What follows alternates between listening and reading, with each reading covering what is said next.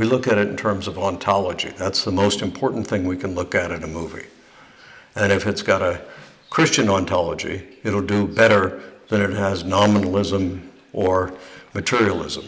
Because people have a tough life. They realize that it's a real world, real pain, real suffering, and they need a real savior. Even in Superman, he goes to a Lutheran church at one point in order to learn how to take a leap of faith. So we understand the things that are deep. We look at about 150 criteria. We also teach people how to teach their kids to be media wise. So I get the students all the time asking, what's your favorite film? So I was at USC, and there's always, the one negative nabob in the class, the guy who's going to try to poke you. And he says, what's your favorite film? And I said, Tree of Wooden Clogs, 1980 Cannes Film Festival winner. Beautiful film, very faithful. And then I'd say, the second one is Saragossa Manuscript, which is also Coppola's film. Last year, my favorite movie, which is one of the best Christian films ever made, was Blue Miracle, it was released during COVID, so instead of releasing it in theaters, they released it on Netflix. It was #1 for 9 weeks. It's almost a perfect movie. And that was the one that was produced by somebody who took my class in 2015, but I didn't know that until I watched it. And so that's one side of it, is the audience. And the other side of it is what we do in Hollywood. And it's saying, here's this audience, and would you like them to go to your movie? I grew up in Hollywood, so Hollywood is my home. I feel comfortable in Hollywood. And what I usually say to people is that I'm less comfortable in Christian places as I am in Hollywood, because I relate to who they are and what they're doing. And what I teach Hollywood people is that they make movies for markets. They make movies for the Spanish-speaking audience. They make movies for the Korean audience. They make movies so I just said to them, every week you have about 25 million people going to movies, and you have about 130 to 140 million people going to church. So this is just a big audience.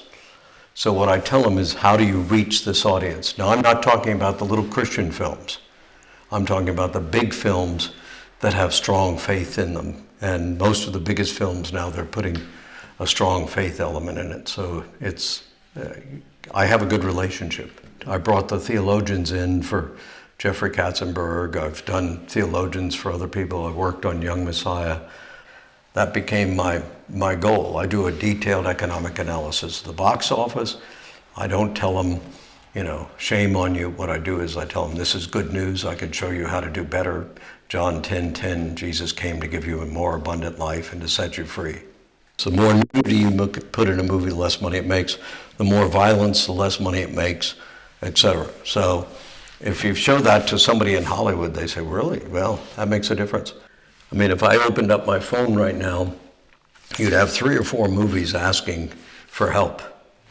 They make movies that make $1 billion at the box office as opposed to movies that make 60 million at the box office. And I can tell you the reason that they make 60 million as opposed to the billion, because they're telling parables. Jesus told parables.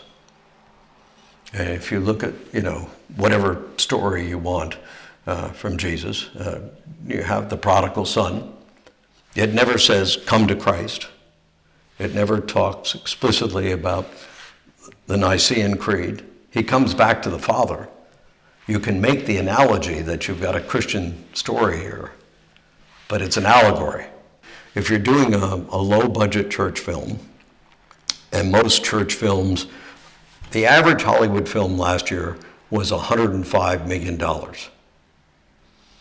And any child can see a difference between a $105 million movie and a $1 million movie, or some of the Kendrick's movies are $500,000 movie. You can see the difference. First place, they don't shoot, 40 takes on the same scene in Dune that they do in the Christian film. But that doesn't mean that the Christian film isn't important.